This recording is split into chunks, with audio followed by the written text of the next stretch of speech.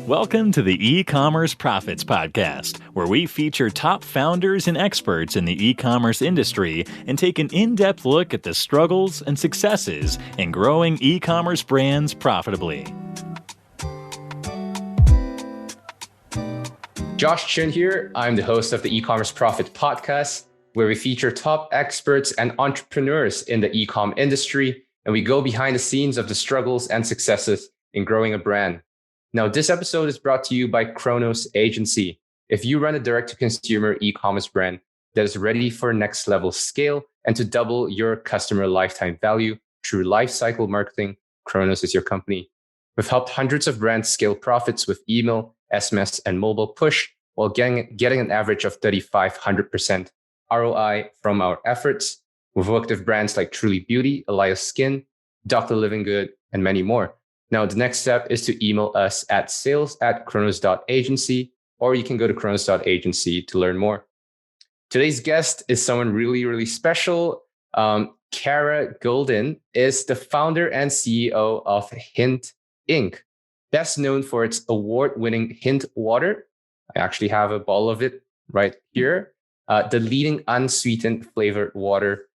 She has received numerous accolades, including being named EY Entrepreneur of the Year 2017, Northern California, and one of InStyle's 2019 Badass 50. Previously, Kara was VP of Shopping Partnerships at America Online, more commonly known as AOL. She hosts the podcast, The Kara Goldin Show. Her first book, Undaunted, Overcoming Doubts and Doubters, was released in October, just last year in 2020, and is now a Wall Street Journal and Amazon bestseller. Kara lives in the Bay Area with her family. Kara, welcome to the show. Thank you. Thanks for having me. Now, let's dive straight into it. My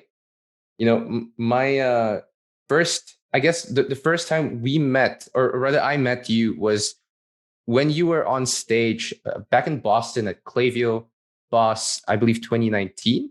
Yeah, that's right. And you headlined that event. It was incredible.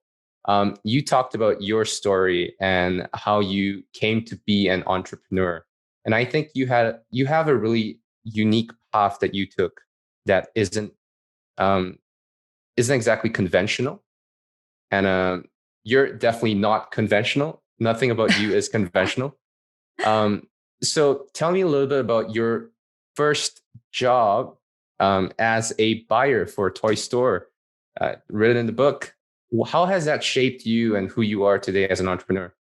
Oh, thank you. Well, it's so funny. I actually got my first job when I was 14 years old. I was the last of 5 kids, and my brothers and sisters, all older, all had jobs and little jobs and income, and I wanted that. And so I walked into a local toy store, and of course, a kid myself, and the woman who owned the toy store said to me, "Would you ever want a job here?" And I said, "Sure, right? I'm 14 years old." And she said, "Would you like to do the cash register?" What 14-year-old doesn't want to do the cash register, right? I'm thinking money. I mean, it'll be a lot of fun. And so initially I started just doing it on Sundays. And then that was an after-school job. It was pretty great. What I didn't know going into it was that I would learn so much around business. And I started to, for example, I would have people come in and I would recommend. They would say, "I have a nephew that is 14 years old and I need to get him a gift. What should I get him?" And so I would have 2 or 3 things on the top of my, on the tip of my tongue that I would say, "Okay, go get that. Go get Legos," right? And this is the Lego set that you should get him. And what I realized was that I was kind of saying the same thing over and over again, and it was pretty successful. So that part was great. But then my boss said to me, "Don't push that product so much because the margins aren't as high." And I thought, gosh, that, I didn't really, I knew what margins were, but I didn't really understand it. And so I said, "Can you explain a little bit more to me?"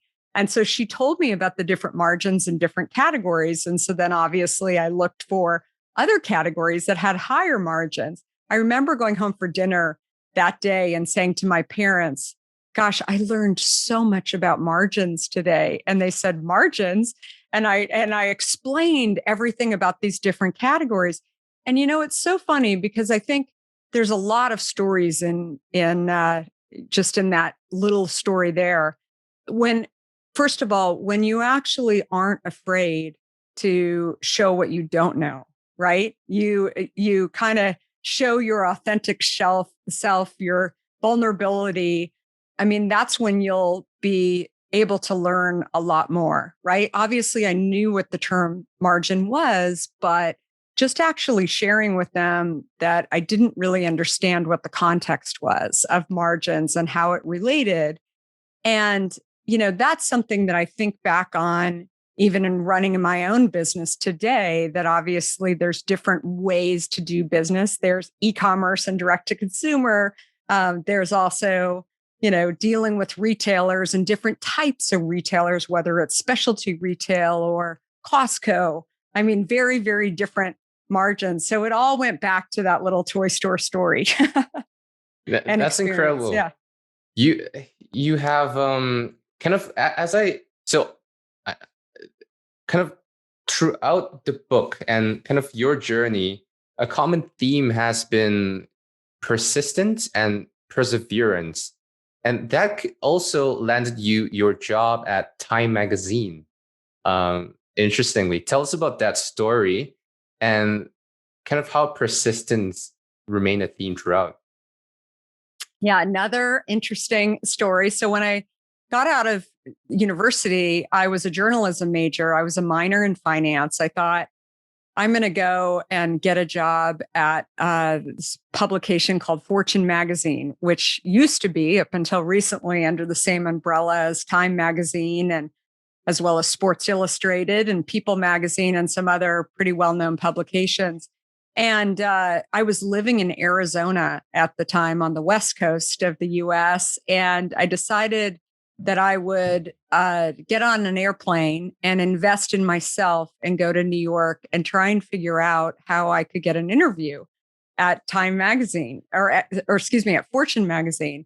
Well, when I wrote a letter to the managing editor of Fortune Magazine, that's when he wrote me a very nice note back that said, if you're ever in the New York area, definitely let me know. And I'd love to meet you, because I showed my enthusiasm. I showed why I wanted to get into Fortune Magazine and be a writer, but he wasn't committing. But I thought I might as well just go to the HR office and see if I can't get an interview. Well, when I showed up there, that's when I'll never forget. I showed up in the HR office and I walked up to the receptionist and I said, I'm here to see Marshall Loeb, who was the then managing editor of Fortune Magazine. And I pulled out my letter that he had written to me. And this poor woman had no idea what to do with me. And so she reached out to her boss and said, there's this, crazy woman who was standing in front of me who says she has a meeting with Marshall Loeb. And I don't know that she does, but I don't have it on the books. And so the head of HR said, actually, Marshall can't meet with you. I think what he meant is maybe you could let him know in advance if you're ever coming out. And I said, gosh, that's too bad. I'm leaving tomorrow, but is there any other roles that might be good for me? And she said, like, what? And I said, anything. I'll do anything to work in this building. And she said, I've got a role as an executive assistant in circulation. And I don't know if you probably know what an executive assistant is, but you may not know what circulation is. And no clue. To me, it seemed, like a foreign language. I had no idea, but I said, yes. I said, sure. Right? What's the worst that could happen? I go and learn a little bit. I'm already there in the building and I get to have one interview. You never know what would happen.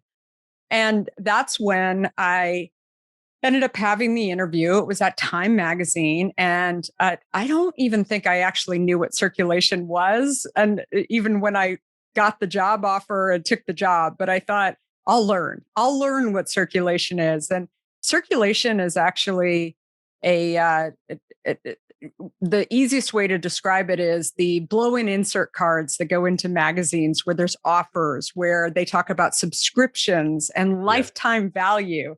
This was the early 90s. I mean, this is when I was learning about the price difference between how a consumer would respond to an offer that was 8 months versus 11 months versus 13 months versus putting in we worked closely at Time Magazine with Sports Illustrated. We used to have a sneaker phone that we would give out with subscriptions, and how people would respond to that like a free thing versus an extension on their subscription. And so all of these little things, I think back now as really the bones of what direct to consumer is today.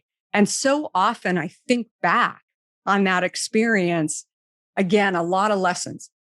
Showing up and saying yes, right? When somebody gives you an opportunity, what's the worst that could happen? You could always leave, right? They could fire you, right? If they don't think it's the right match for whatever reason. But I thought, gosh, I'm going to go in there and I'm going to be in the building working on the brand that I think is just so awesome. Maybe eventually I'll get to Fortune magazine, which by the way, I never did. But every day I would wake up motivated and excited to go and learn something. And then one day I actually ended up getting a call from another media brand that had just started out called CNN. And it's crazy to think back that CNN was a late stage startup back then. It wasn't a tiny startup, but Ted Turner was still running around the office. And I remember, getting this opportunity to go for an interview. And he was working, he had this idea for the airport channel. When you go inside of airports and you see these monitors and how do you sell advertising? And he knew that I had been working on some airline circulation for Time Magazine and some other publications. And so he was like, do you think you could actually do this job and help get the monitors into airports? I had zero experience doing any of it, but I thought, wow, it's really interesting. Sure. I mean, what's the worst that could happen? I just, I go try. No one's ever done it before. So it's not like I'm going to be compared to somebody else. Instead, I need to just try. And I need to figure out what are the steps in order to do that. And anyway, ended up helping with that, which was super exciting. And anyway, I think there's a lot of lessons just in looking back on kind of history and what I learned. I didn't know, for example, when I was at CNN, we didn't call things a late stage startup. All I knew was that Ted Turner wore a suit and cowboy boots, which I had never seen anyone do that before. And he was a little crazy and a little out there. But he was making it happen and he was funny, right? And he was just going for it. And a lot of people, I ended up also then going into just national sales at CNN. And I remember, going up against the big networks like ABC and NBC, and everybody thought, what are you guys, crazy? I mean, how are you going to compete against these big national networks? And again, being driven and led by a leader that believed, that said, you just have to keep showing up. You just have to keep moving forward and making progress every single day. Even if you go back 2 steps, tomorrow you're going to go forward 3 steps, and we're going to keep doing this and we're going to keep doing this. So little did I know that even taking that first job at Time, would that lead me to be able to really have kind of my first step into the startup world. I'm starting to see a narrative of kind of little life lessons that eventually kind of shaped who you are today, Kara. It's little things that kind of happened along the way. And I think it's documented incredibly well in the book that you wrote, Undaunted. And I guess, where I'm really curious about from a selfish point of view is I'm really new to business and working in general. So my business and Chronos is just we're less than 4 years old, and a lot of the lessons that we take away are often obviously so much clearer on hindsight. But at the moment, it always seemed like, well, an incredibly daunting task, like a problem to fix. But in the back of my mind, I know that like 10 years down the road, a year down, I'm going to look back at this as a lesson that shaped who I am today. What's your advice for someone like me going through, problems that might seem incredibly difficult and hard every single day? What's the best mindset that I can have, or what can I do? Yeah. So it's interesting. I think the world of entrepreneurship, I best like to visualize it in this way. So I think about it as a puzzle, and that somebody gave you a very large puzzle and said, please go do this puzzle on the table. It has, I think, 1,000 pieces, something like that. And so you start to build out this puzzle, and then suddenly you can't figure out what the other pieces are that go in. So maybe you take a break for a minute. Then you come back and somebody says, oh, I'm actually going to take a handful of the pieces away. And so you can't even have these pieces anymore. And you're like, what? Wait, you can't do that. I was getting back. I was getting traction. I was getting back to work. And they said, well, you don't need those anyway. So just keep building, because you're not going to be able to be successful in building this puzzle anyway. But you don't stop. You keep adding on to the puzzle and hoping that you do have all of the puzzle pieces. And then somebody new comes in, and then they throw a bunch of new puzzle pieces down, and they say, here's some of the puzzle pieces that I think were taken away from you, but there's a bunch of new ones too. It might actually belong to the puzzle over on the next table, but that's okay. You'll figure it out. And that is the story of entrepreneurship, right? That you sit there and look at the puzzle, and you try every single day, and you keep going, and you don't stop, because complacency is ultimately what will end it for you, right? You cannot say, well, I didn't have all the puzzle pieces, or, right? You don't turn into being a blamer of why you can't go and accomplish it, right? Instead, say, I'm going to keep going, and I'm going to keep trying. And you know what? Maybe the puzzle that you have actually gets divided, right, into two different pieces. Maybe, like, you have to be open to where it's going. All you can do, though, is do what you can do and continue to learn and continue to make progress. And I think that along the way, what I've learned is that the persistence, yes, and resilience and all of those things are important. But I think more than anything, it's this curiosity and this willingness to actually keep going when other people say, you should really give up. You don't have all the puzzle pieces. How are you going to do this? And it's not that you don't listen to them, you hear them, but you just don't absorb it, right? Because I think that that's the difference between great entrepreneurs and entrepreneurs that give up, don't make it, however you want to view it, is that they decide that this is a choice, right? That they're making to just keep putting some kind of effort towards it. And as long as they continue to make progress, as long as their curiosity keeps coming up with, what if we did it this way? What if we did it this way? No matter what happens along the way, that is the most critical thing that I see in entrepreneurs. And one other thing that I'll say is that the best entrepreneurs know that they cannot do it on their own. They have to bring in a team. So just because you've got a great idea, I always say ideas are a dime a dozen. unless you actually have a team that could go and execute. Now, the best teams are not necessarily the most experienced.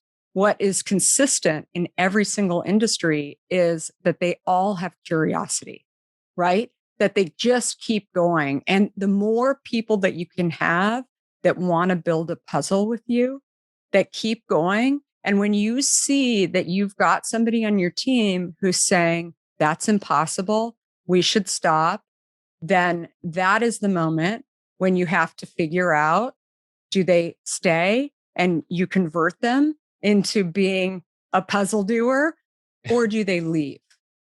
Right? Because I think that kind of energy in a startup, in a, newish company, and even frankly in an older company is also what will kill it.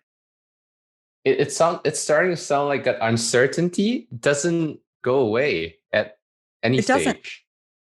Yeah, it doesn't. It doesn't. And I think it's just, and that's the thing that I also learned just from, working directly for or, in the organization of other startups, including Ted Turner, Steve Jobs, Steve Case, is that you keep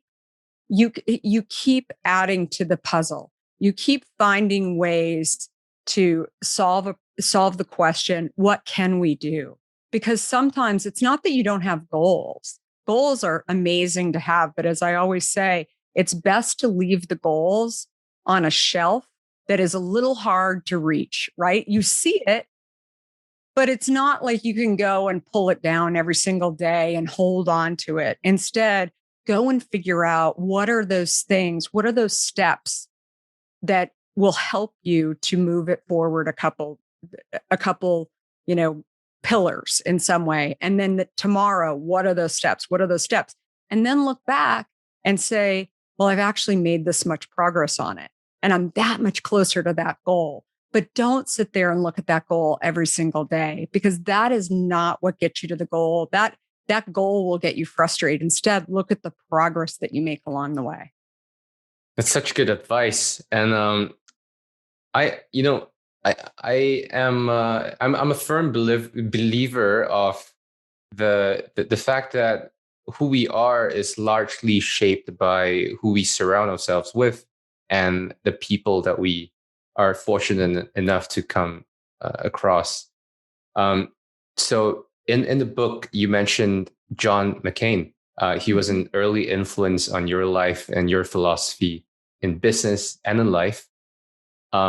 Tell us about that story, and who are some other early influencers in your life? Yeah, well, John McCain, he was, when I started working for him, he was actually a representative. He was in Congress in the state of Arizona. And I started working for him when I was in high school and a little bit later than my toy job. And it was not very many hours a week initially when I was in high school. And then he actually ran for the other half of a congressional job, the Senate. And so I continued. I went to school in Arizona and I continued to work in his office. And, I remember when I actually got the job with him, my last interview in high school for being able to have an internship with him. He interviewed everybody who came into the office and he said, so tell me why you want to have this job. And I said, so my parents are Republicans and I want to know whether or not I'm actually a Republican or if I'm only a Republican because I'm born a Republican. And he started laughing and he said, that is the most honest answer I have ever heard. And of course, I'm, just a kid, right? And I'm just saying whatever's on my mind, but I got the job. And, I remember seeing him in the hallway and he would say to me, he said, so have you changed your mind yet? Has it, how do you feel about it now? So many, fond memories of, working in his office. And, probably the most challenging one for me personally was when there was a federal law suggestion, I should say, that Martin Luther King Day be recognized by every single state. And the state of Arizona, including John, actually voted to not recognize it. It was one of the few states that voted to not recognize Martin Luther King Day. And I one day was in the office and I said, Mr. McCain, may I ask you a question? And he said, sure. And I said, so why is it that you voted against actually recognizing John or recognizing Martin Luther King Day, MLK Day? And he said, well, Kara, he said, someday, and you'll learn this over time, is that you have to agree to disagree on things. Obviously, he knew that I was disagreeing with him. And he said, and it doesn't mean that the people are bad people, but they may think differently than you did. And I knew enough to know that I couldn't argue with him at this point. But I have to say that it sat with me as something, it was like a mark on him in my mind, thinking, I don't know. I mean, this is a little bit strange. So I went on with my life, right? I left university and obviously moved to New York and started my career. And I remember not till much later in 2012, he was on television, I think CNN, talking about something that he really regretted. And he talked about voting against Martin Luther King Day and how that was such a massive mistake. This is 2012. I mean, it was, Wow. so many years later. And I said, I remember just thinking, that sometimes people will actually disagree with you, right? You like John said, you've got to agree to disagree with you. But the best thing is when they actually come around to their senses and they realize that what they did wrong and they own it, right? And that's what John McCain was doing. He was owning that he was wrong. Should he have voted earlier to recognize it? 1,000%. But the fact that he actually owned that he made a major mistake, I thought that is a good human. That's very cool. How do you start to find good influences in your life early on, or rather, is there a way to manufacture an environment like that? It's a good question. I think just staying curious and doing what is really interesting to you. I think for me too, I didn't know that much about government. I obviously in grade school was taking, government classes, and I knew some people who worked for John McCain and sort of other representatives. But I think that the best way to learn is to kind of face your fears, right? In some way. Not that I was super fearful of it, but I was interested in going in and kind of, put me in the game, right? That I thought, I wonder if I can go and get a job to learn a little bit more. And I think when you have that hands-on experience, even, the hands-on experience around margins in a toy store that I talked about earlier, it's just, the dots eventually connect, right? You eventually start to see how all of these different pieces that maybe you've been schooled in actually come together. And that was the thing for me. I mean, I think, working in any kind of government role, I always suggest it to anybody if you get an opportunity to do that, because it just starts to make a lot more sense to you, right? No matter, what you end up doing, and maybe you don't do it long term. I just think it's something that so many people can benefit from, because you just really are able to kind of follow what's going on. And I think that obviously any type of, government is, has a major role in every single country, and trying to really understand how that impacts you is incredible. To stay curious, always be on the lookout for new ideas, be open-minded, and agree to disagree. Absolutely. Kara, you're a big reader. I know that. Now, borrowing from the Tim Ferriss show, this is a question that I really love. What is a one book that you've gifted the most, aside from your own book, and why? That I've gifted the most. I'm looking down to see if I can grab it right here, if you don't mind. Sure, yeah.